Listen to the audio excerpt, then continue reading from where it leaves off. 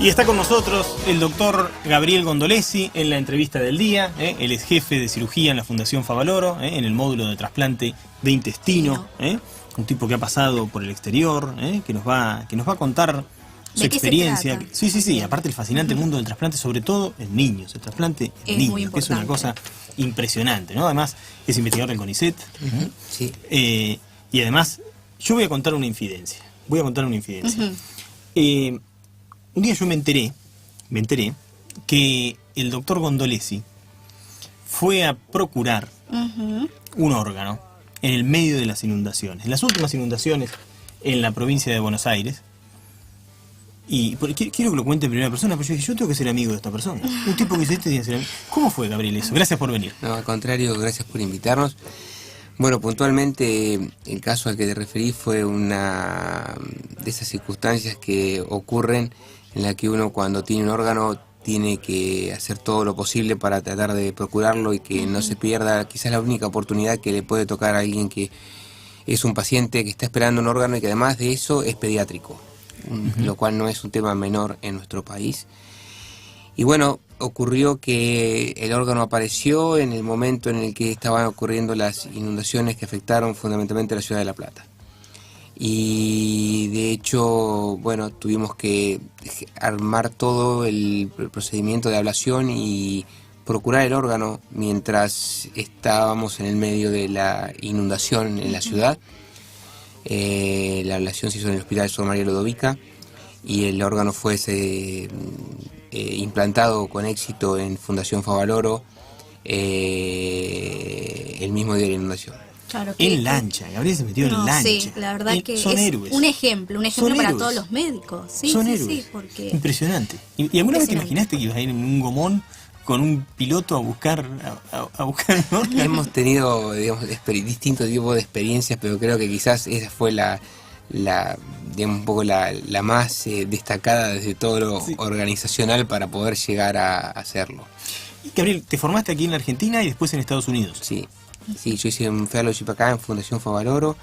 Posteriormente rendí todos los exámenes para lo que se llama la reválida del título para irme a Estados Unidos y poder practicar medicina allá, que son los famosos USMLE exam, y con eso uno obtiene el certificado de médico americano. Y a partir de ahí ingresé a hacer un fellowship en Estados Unidos, eso fue en el año 99. Lo hice hasta el 2001. Y del 2001 hasta el 2006 me quedé en Estados Unidos, en el Hospital Mount Sinai de New York, y en el 2006 volví a Argentina a trabajar nuevamente en Fundación Favaloro. Y el trasplante pediátrico, ¿por qué decías que era especial? ¿Cuáles son las particularidades para que nuestros oyentes sepan esto? En nuestro servicio hacemos adultos y pediátricos. Nosotros trasplantamos hígado, intestino, páncreas y riñón, o lo que llamamos trasplantes multiviscerales, que son la sumatoria de todos los órganos del abdomen en forma conjunta. Cuando hablamos fundamentalmente de intestino, el 67-68% de los pacientes que son candidatos a trasplante intestinal son pediátricos. Son pediátricos. Y es por eso que, en general, cuando alguien se forma en trasplante intestinal, tiene que tener una formación en trasplante pediátrico, justamente dicho. Claro. De hecho, nosotros hacemos el intestino pediátrico y también hígado pediátrico. ¿Por qué es tan difícil? O no sé si la palabra es difícil, pero ¿por qué cuesta tanto procurar intestinos? En realidad hoy el problema mayor que tenemos es que los pacientes que tienen insuficiencia intestinal pierden lo que se llama el dominio abdominal, o sea, no tienen órganos en el abdomen. Por lo tanto, la cavidad abdominal se reduce significativamente, y para poder implantar un órgano en un abdomen que no tiene espacio, cavidad, hay que conseguir un donante que sea más chiquito que el receptor. En general, un 50-70% del tamaño del receptor. Y si ponemos a pensar que la mayor parte de nuestros pacientes son pediátricos y la mayoría tienen menos de un año, es difícil conseguir donantes pediátricos menores de un año. Y eso limita un poco el trasplante. Exacto. Y hablar si hay algún rechazo o... Eso ocurre después, o sea que, digamos, lo primero es tratar de conseguir el órgano. Una vez que lo trasplantamos, después tenemos que pelear por el resto. Pero el punto es correcto porque muchos pacientes están, lo que se llama, previamente sensibilizados. Entonces por ahí aparece un órgano, pero tienen lo que se llama cross-match positivo, o sea, son incompatibles y por ahí no lo podemos usar. Y la pediatría es un desafío en nuestro país porque Si bien el número de donantes que se ha procurado en los últimos años se ha mantenido e incrementado, no ha ocurrido lo mismo con la donación pediátrica, y es un problema muy grande, sobre todo porque a pesar de que hay pacientes pediátricos que pueden ser potencialmente donantes, en más del 50% existe lo que aún hoy lo que es negativa familiar, es decir, que los familiares no donan. Ajá. ¿Y eso a qué se lo atribuís? ¿La experiencia qué es lo que te dice? Hay múltiples factores, desde sociales, educacionales, formativos, de un poco de prensa amarilla y demás, que llega a la población general con un impacto más fuerte que el hecho de decir, por ejemplo, o tener la oportunidad como hoy de poder contarle a la gente que hay muchos niños que están en lista de espera y que mueren por no tener un donante. Entonces creo que ese es el mensaje más importante, pensar que, como charlábamos en un congreso recientemente en Mar del Plata, en otros países se sacan eslogans muy importantes como decir: no nos llevemos los órganos al cielo, el cielo sabe que los necesitamos acá, y eso es una realidad. Entonces creemos que la conciencia familiar es clave. Sí, sin duda, me imagino que debe ser un shock, ¿no? Pensar en donar los órganos de tu niño, de tu chiquito, sin duda que sí. Ahora, pero quizá porque siempre hacemos el esfuerzo por ponernos en la posición del donante, pero si invirtiéramos el ejercicio y decir: mañana le pueden tocar a mis hijos recibir un órgano, ¿no? ¿Por qué es más difícil ponerse en la posición de receptor que de donante? ¿Será porque, no sé, a nosotros no nos va a pasar nada? Nunca pensamos que nos va a pasar nada. Exactamente, creo que la gente, digamos, uno nunca está en situaciones límites de la vida, y hay veces que estar en una situación límite o tomar una decisión límite es difícil.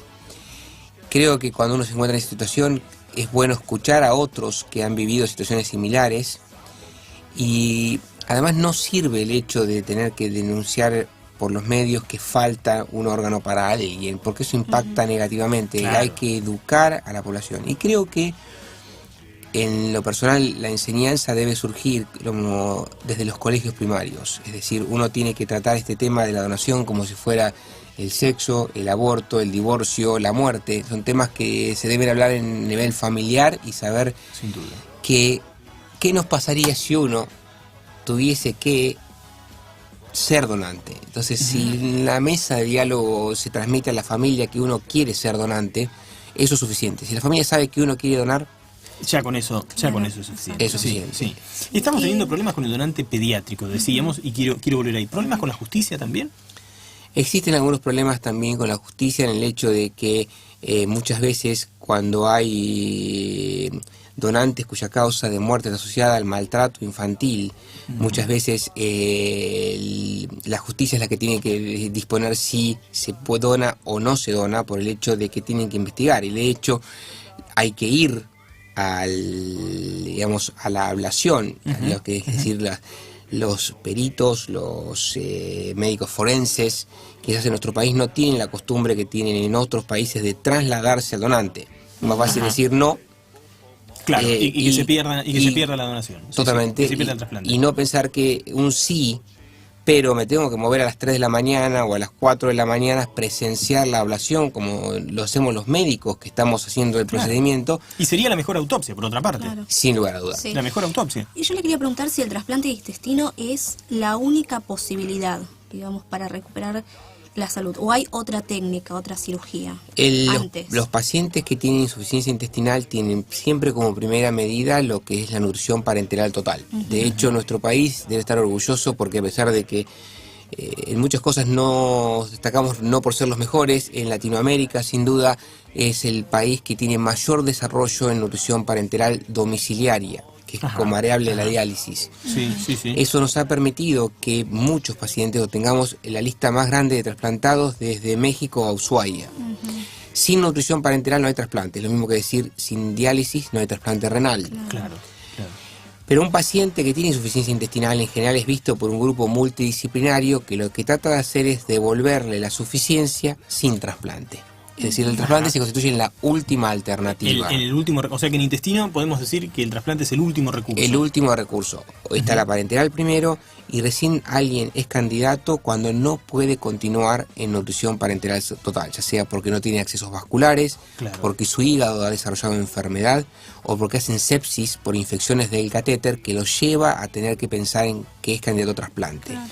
Y en el medio hay cirugías que hoy se llaman como cirugía de reconstrucción autóloga, que se utilizan en adultos fundamentalmente, o lo que se llaman cirugías de elongación intestinal, que se aplican en pediatría y que permiten de alguna manera aumentar la longitud del intestino, tratando de que estos pacientes puedan rehabilitarse antes del trasplante. Es decir, que recién cuando fracasan esto, uno piensa en trasplantarlos. Claro, exacto. Y digamos, en el caso de un receptor, un candidato a trasplante de intestino, ¿es candidato también a trasplante multiorgánico o es muy va asociada a las dos cosas? Sobre todo en la edad pediátrica y si un paciente adulto, vamos a hacerlo al revés, ingresa en lista en un programa como el nuestro, tiene un tiempo medio de espera de 50-55 días para tener un donante adulto. En cambio, en pediatría supera o está próximo al año, son 320 a 370 días. Esto hace que cuando un paciente ingresa en lista, yo siempre digo que no porque ingresa en lista se congela la condición del paciente y no evoluciona. Claro. El tiempo le sigue jugando en contra porque sigue en nutrición parenteral, los catéteres se le siguen afectando, los accesos se siguen perdiendo y el hígado fracasa. Si el hígado se daña y llega a tener lo que se llama fibrosis grado 3 o más o cirrosis, el paciente, en lugar de tener que requerir un solo órgano, el intestino, va a requerir un trasplante combinado hepato-intestinal.